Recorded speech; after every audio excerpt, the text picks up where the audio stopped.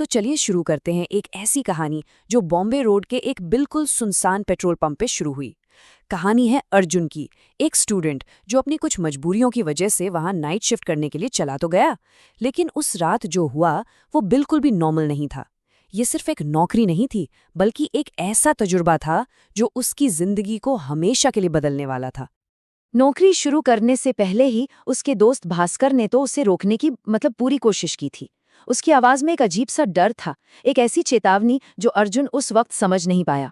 भास्कर बार बार बस यही कह रहा था, भाई वो जगह बिल्कुल अच्छी नहीं है, लेकिन अर्जुन ने अपनी मजबूरी के आगे उसकी एक नहीं सुनी। तो जब अर्जुन उस पेट्रोल पंप पर पहुंचा, वहां से असली रहस्य शुरू होता है। पंप पर पहुंचते ही उसकी नजर ऑफिस में रखी एक पुरानी लाल रंग की डायरी पर पड़ती है, और उस डायरी में कुछ ऐसे नियम लिखे थे जो किसी भी आम नौकरी का हिस्सा हो ही नहीं सकते थे। ये 5 नियम थे जो उस रात के खौफ की नींव रखने वाले थे। पहला, किसी भी ग्राहक से कभी ये मत पूछना कि वो कहाँ जा रहा है। दूसरा, अगर कोई गाड़ी बिना हेडलाइट जलाए आए तो उसे लाइट जलाने के लिए बिल्कुल मत कहना। तीसरा, अगर कोई ऐसे पैसे दे जो बर्फ से भी ज्यादा ठंडे हों तो उन्हें नए वाले नहीं बल्कि पुराने जंग लगे कैश बॉक्स में ही रखना। चौथा और सबसे अजीब नियम, रात के ठीक 3 बजे के बाद सारे दरवाजे और खिड़कियां बंद कर लेना, और चाहे कुछ भी हो जाए बाहर मत देखना। और आखिर में, अगर 3 बजे के बाद किसी कार के हॉर्न की आवाज सुनाई दे तो समझ लेना कि खेल खत्म हो चुका है।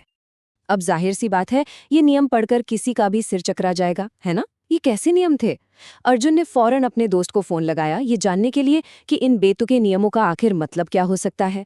उसे इस बात का जरा भी अंदाजा नहीं था कि वो बहुत जल्द इन सारे नियमों का मतलब खुद अनुभव करने वाला है। और बस फिर शुरू हुआ रात का असली खेल।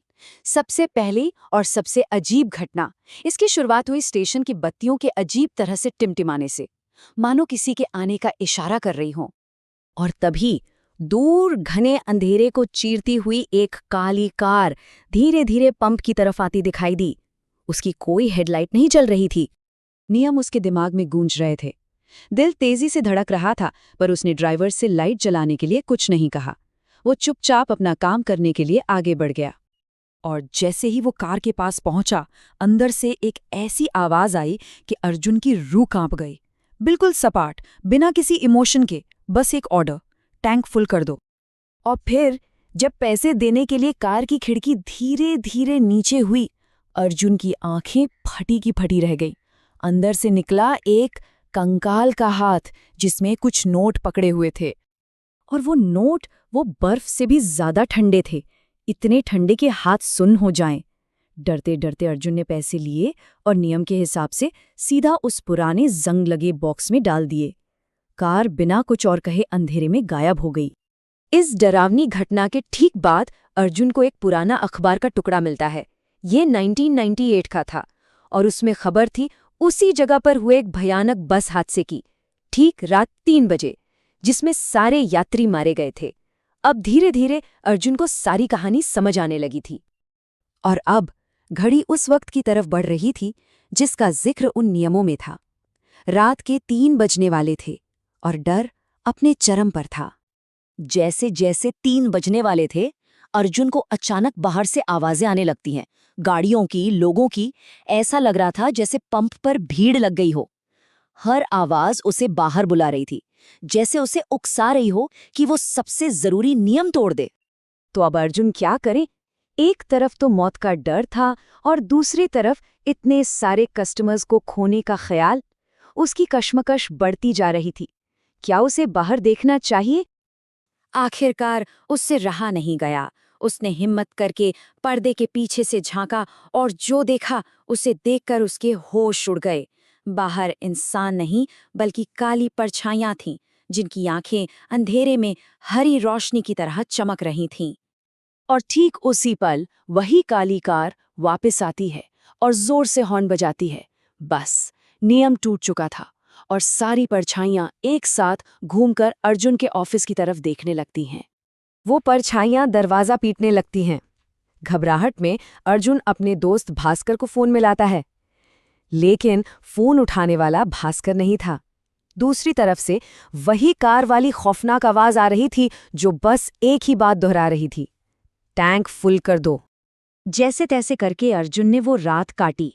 सुबह होते ही वो कांपते हुए अपने बॉस के पास गया, ये जानने के लिए कि आखिर उस रात का सच क्या था।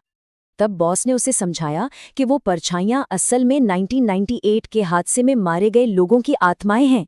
अचानक हुई मौत की वजह से उनकी आत्माएं अपनी जिंदगी के आखिरी पल में ही अटक कर रह गई हैं। उन्हें पता ही नहीं है कि वो मर चुके हैं, इसलिए वो हर रात पेट्रोल भरवाने के अपने आखिरी सफर को दोहराते रहते हैं। मतलब उस पेट्रोल पंप पर एक साथ दो अलग अलग दुनियाएं चल रही थी। एक हमारी, जहां वक्त आगे बढ़ता है, और दूसरी उनकी, जो एक ही पल में हमेशा के लिए कैद है। और वो जो नियम थे ना, वो बस इसलिए थे ताकि ये दोनों दुनियाएं कभी आपस में टकराई नहीं। लेकिन कहानी अभी खत्म नहीं हुई थी। एक छोटी सी चीज पीछे रह गई थी, जो सब कुछ बदलने वाली थी। बॉस ने बताया कि अर्जुन को जो चाबी मिली थी वो उसी काली कार वाली आत्मा ने पीछे छोड़ी थी। माना जाता है कि जब अर्जुन ने नियम तोड़कर उसे देख लिया तो उस आत्मा को एहसास हो गया कि वो जिंदा नहीं है। सालों से चल रहा उसका सफर आखिरकार खत्म हो गया था। उसने अपनी मौत को स्वीकार कर लिया था। इतना सब कुछ होने के बाद भी अर्जुन अपने दोस्त को बताता है कि वो उस नौकरी पर वापस जा रहा है। और वो एक अजीब सी बात कहता है, कुछ इंतजार कभी खत्म नहीं होते। और यहीं पर ये कहानी हमें एक आखिरी और काफी परेशान करने वाले सवाल के साथ छोड़ जाती है। जिस आत्मा को अर्जुन ने आजाद किया, क्या अनजाने में उसने उसकी जगह ले ली है? आखिर अब अर्जुन किसका इंतजार कर रहा है?